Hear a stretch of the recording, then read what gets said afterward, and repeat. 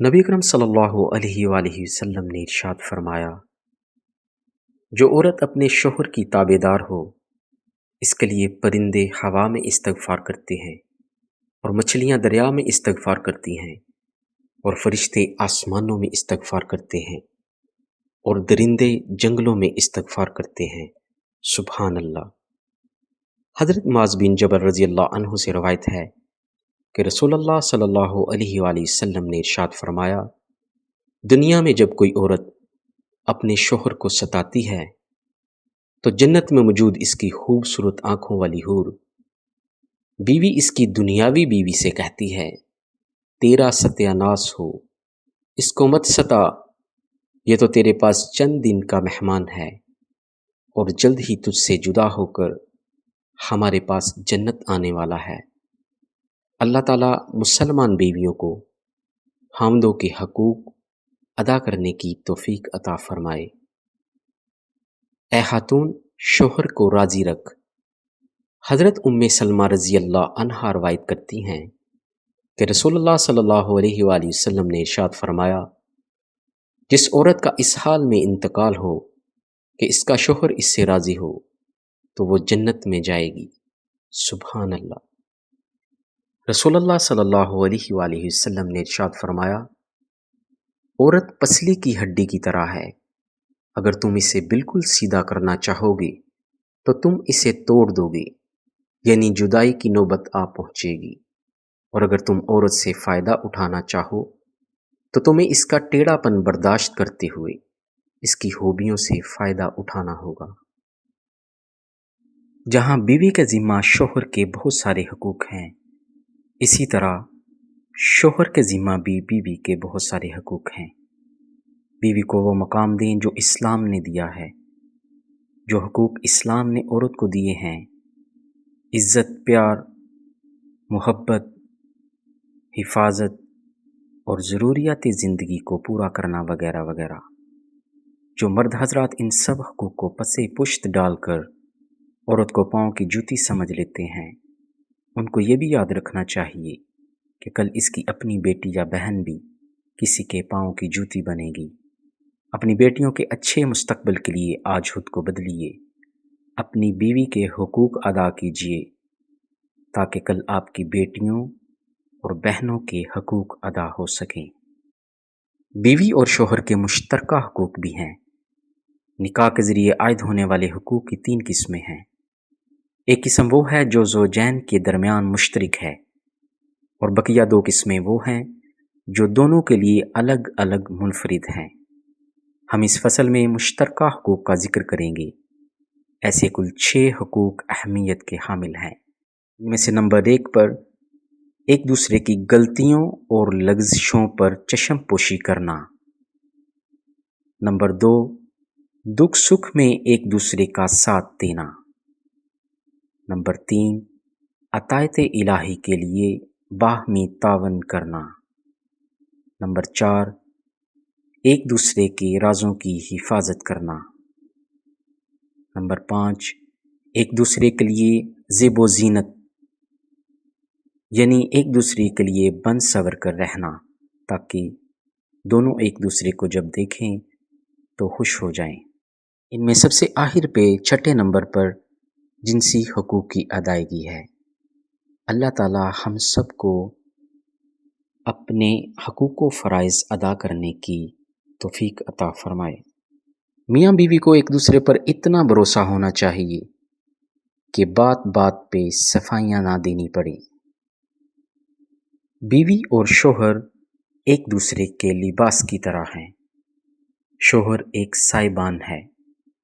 شوہر کی حیثیت ایک سائبان کی سی ہوتی ہے جو اپنی بیوی کو ہر طرح کے حالات میں تحفظ کا احساس دیتا ہے، کبھی قسمت کی سختی کو اپنی تدبیر سے آسان کرتا ہے اور کبھی زمانے کی بے روحی اور بے اعتنائی پر اپنی بے لوث محبت کا یقین دلاتا ہے۔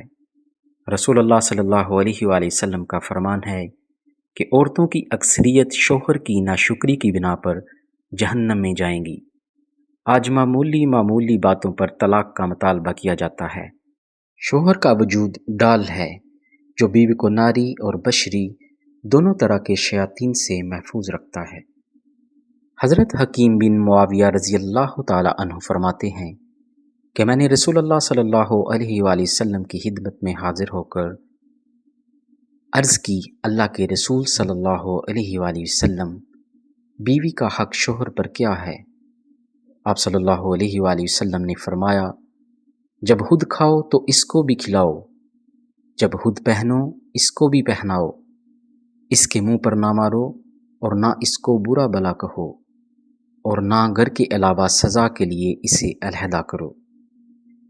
والدین کی اپنی اولاد کو شادی سے پہلے شوہر بیوی کے حقوق کی آگاہی دینا ضروری ہے۔